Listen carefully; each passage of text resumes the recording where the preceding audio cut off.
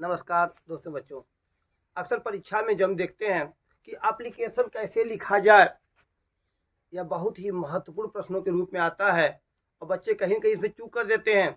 आइए हम लोग बहुत शार्ट समय में ही यह सीखें कि एप्लीकेशन कैसे लिखा जाए, वह कोई भी राइट एप्लीकेशन हो। जैसे सबसे पहले एप्लीकेशन लिखते समय हम करते क्या हैं, अपने कागज पर एक हाशिया बना लेते हैं, फिर उसके बाद टू लिखते हैं, टू के बाद एक कामा लगाना नहीं भूलते। अब कहाँ के प्रिंसिपल को लिखना हमें एप्लीकेशन, तो वो प्रिंसिपल को लिख देते हैं, टू दी प्रिंसिपल कर लेते हैं और उनका एड्रेस डालते हैं। जिस विद्यालय पर हम लोग पढ़ते हैं या जिस कार्य के लिए हम लोग लिखते हैं, जैसे आर आर या कह देते हैं S R R inter college college Tariyari Kirakat Jaunpur, यह एड्रेस हमारा होता है। हमने प्रिंसिपल को लिखा और उसके बाद श्री राजा राम इंटर कॉलेज तैयारी किराकत जौनपुर, यह हमारा पता हो गया। अगर हम पता को बदलना चाहें तो यहाँ बदल सकते हैं, GGIC inter college पचमढ़ Kirakat Jaunpur, या जो भी हमारा विद्यालय होगा यहाँ पर हम विद्यालय का एड्रेस डाल देते हैं। जो विद्यालय जहाँ पर पढ़ता है हम ये डाल देते हैं। फिर उसके बाद हमारा सब्जेक्ट होता है, हम एप्लीकेशन किसे लिख रहे हैं, कौन सा कारण है, तो एप्लीकेशन फॉर, इतना तो सब में लिखते हैं एप्लीकेशन फॉर। और उसके बाद यदि छुट्टी के लिए लिख रहे हैं या लीव कर देंगे। सर्टिफिकेट ट्रांसफर सर्टिफिकेट चाहिए हमें तो ट्रांसफर सर्टिफिकेट डाल देंगे। यदि हमें चेंजिंग सब्जेक्ट करना है, विषय बदलना है, तो चेंजिंग सब्जेक्ट कर देंगे। जिन कारणों से हमें लिखना पड़ता है वहाँ पर वह सब्जेक्ट हम डाल देते हैं, application for changing subject, playing game, या कह सकते हैं कि चेंज क्लास सेक्शन, या TC के लिए लिख रहे हैं TC कर सकते हैं। फिर उसके बाद हम यहाँ डालते हैं सर या मैडम, या कन्फर्म कर लेते हैं कि विद्यालय पर हमारे सर जी हैं प्रिंसिपल या मैडम जी हैं, तो यहाँ पर सर या मैडम को डाल देते हैं। और शुरू करते हैं रिस्पेक्टफुली और उसके बाद हम कामा लगाते हैं। रिस्पेक्टफुली के बाद तुरंत हम लोग कामा लगाना नहीं भूलते।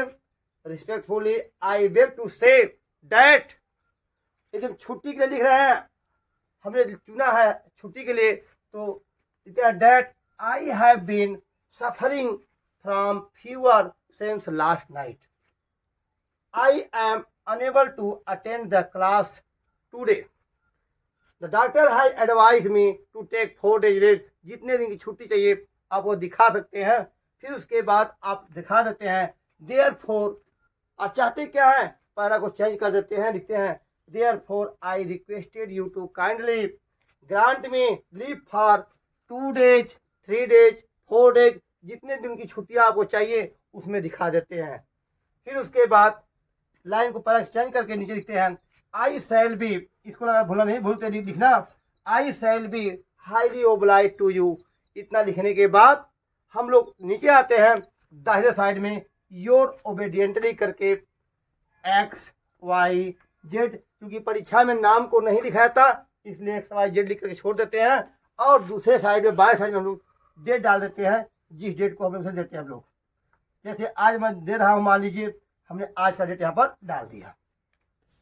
अब यहाँ पर देखिए, मैं ये चाहूँ, अब मैं प्रिंसिपल को नहीं लिखना है, हमें SDM को लिखना है, DM को लिखना है, या हमें बैंक में किसी कार्य से लिखना है, तो हम यहाँ पर बैंक का नाम लिख देंगे टू दी मैनेजर। यहाँ प्रिंसिपल की बजाय हम यहाँ कर देंगे टू दी मैनेजर।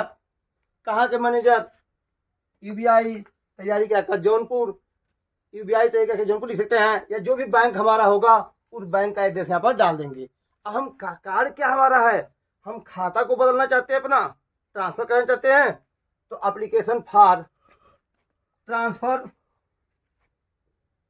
अकाउंट, हम अपना अकाउंट को कहीं और ट्रांसफर करना चाहते हैं, कहीं और जाना चाहते हैं, यहाँ दिखाएंगे respectfully I beg to say that, जो हमारा खाता है उसमें दिखाएंगे कि हमारा खाता यहाँ पर संचालित होता है, और उसके बाद उसको दिखाते हुए therefore I requested you to transfer my account, जिस ब्रांच में चाहते हैं वहाँ पर दिखा दीजिए। और उसके बाद I shall be highly oblige to you लिख करके यहाँ पर जो है अपना दिखा सकते हैं।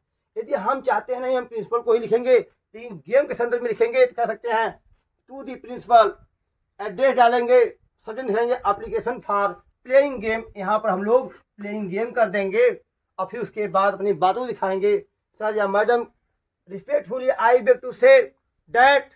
अब यहाँ पर इस बीच में हम लोग अपने मैटर को दिखाएंगे, that we wanted to play a cricket match from the, किसी विद्यालय का नाम दिखाइए, फ्रॉम स्कूल का नेम दिखा दीजिए, और therefore I requested to you to kindly give me permission for playing cricket match.